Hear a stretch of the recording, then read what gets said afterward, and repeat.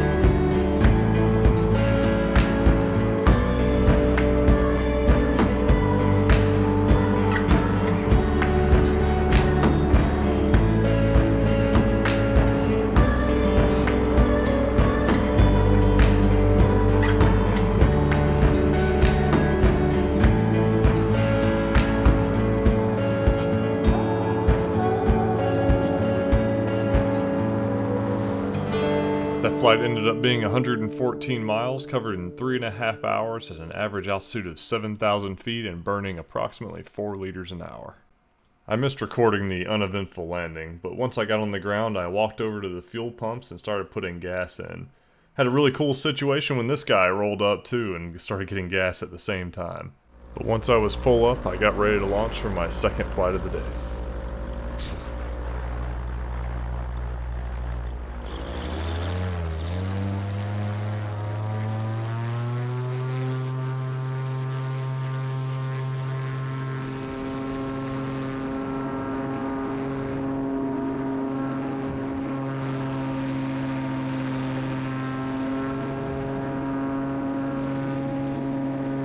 My plan for this flight was to travel 86 miles south past Moab, the Monticello Airport, which would be my backup LZ, and east around the Abajo mountain range before landing at the Blanding Airport, where I planned to camp out overnight. I had checked the winds before I took off, and while it was anticipated that the winds would be conducive for this flight, about 10 minutes into it I realized that the winds had shifted dramatically and I was facing about a 26 mile an hour headwind pretty quickly into the flight. My ground speed was no faster than about 7 miles an hour, and no matter what altitude I flew at or how I adjusted myself east to west, I could not get out of this just punishing headwind that halted all my forward progress. After about half an hour of fighting this headwind, trying to beat it, I ended up making the call to turn around and to abandon the flight.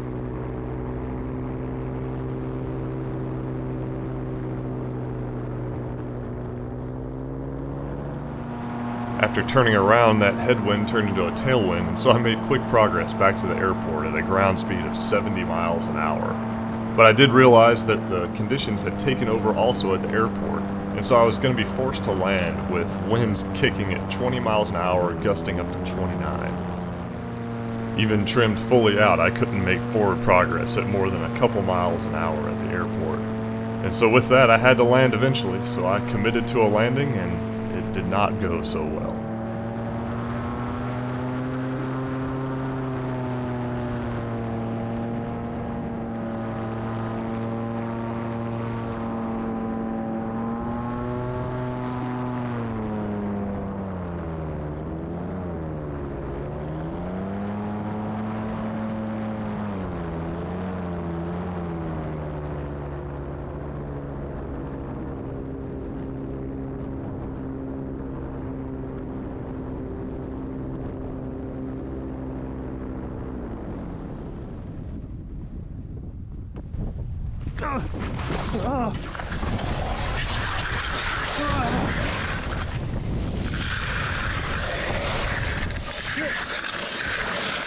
Oh no.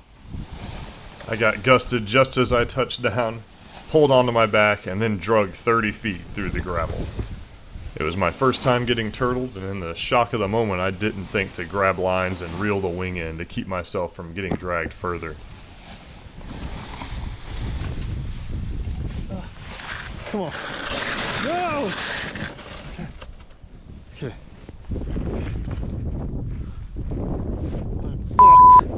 I'm fucked. However, eventually I got the wing turned over on its nose and got unclipped so I could survey the damage to the machine. At this point I thought the Wingman challenge was over because I was convinced that my machine was destroyed by this event.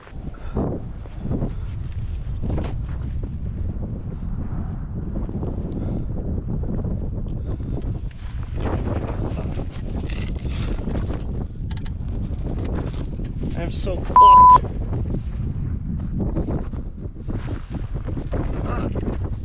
Once I got the machine stood up and looked at the damage, however, I was stunned. There was no damage to the machine except for some moderate scraping of the trailing edge of the prop on the inside third. This is really a testament to Nirvana's engineering because these machines are built like tanks. I could have taken off again right then and there if it wasn't for the gusty conditions. So I packed everything up, brought it over to the hangar, and reassessed my situation. Checking the wind app again, it looked like the wind was not going to stop even through the end of the next day, so I was going to be grounded here for more than 24 hours unless I found another way to move forward. And so to stay within the rules of the competition, I decided to hitchhike all the way to Blanding. And luckily one of the guys at the skydiving place gave me a ride out to the side of the road where I stuck my thumb out and waited for an hour. Around that time, a super nice guy named Laser pulled over. He was going to stay the night with his buddy in Moab before heading over to Blanding himself the next morning, and offered to give me a ride. And so I loaded my things in his truck, traveled to Moab, met up with Pete, who was a local artist in the area, had some dinner, and then settled in for the night. Pete was kind enough to let me throw my camping gear down in his yard, which was full of all sorts of interesting art projects in various stages of completion. After waking up early in the morning, we got in the truck and drove the rest of the way down to Blanding, arriving around 10 a.m. where I could finally resume the rest of my journey by paramotor.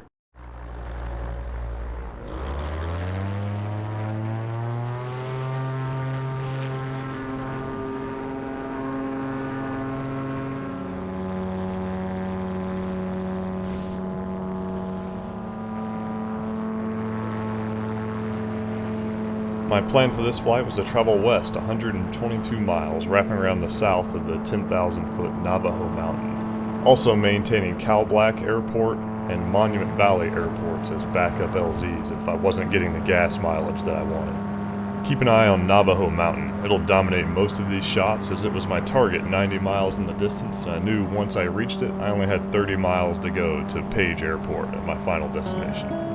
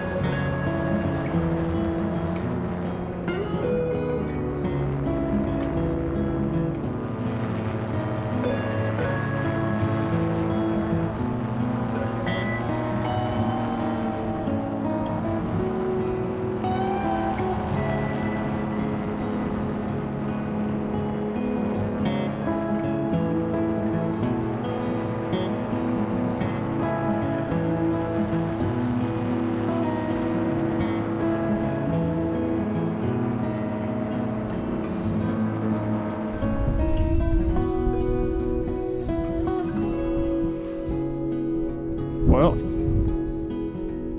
I missed the landing. What can you do?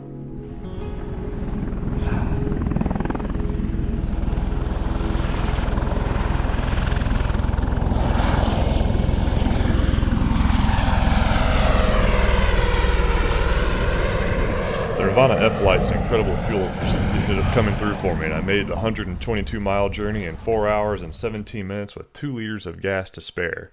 However, the whole flight was during midday from 10 a.m. to 2 p.m., so I was exhausted from fighting thermals and really happy to be on the ground. And as it turns out, this part of Utah is in Brad Roper's neighborhood, so he swung by and we had a quick dinner at a restaurant that was within walking distance of the airport before going back and getting a tour of the Life Flight helicopters that the paramedics were kind enough to show us. After Brad left, I got some gas, got settled in the pilot lounge, met up with Trevor and Judson, who hitchhiked into Page Airport after getting grounded by some rough conditions, and settled in for the night to finish the Wingman challenge the next day. Unfortunately, when we woke up, it was raining, so we had to sit and wait, but about an hour later, conditions improved and we were able to get off the ground.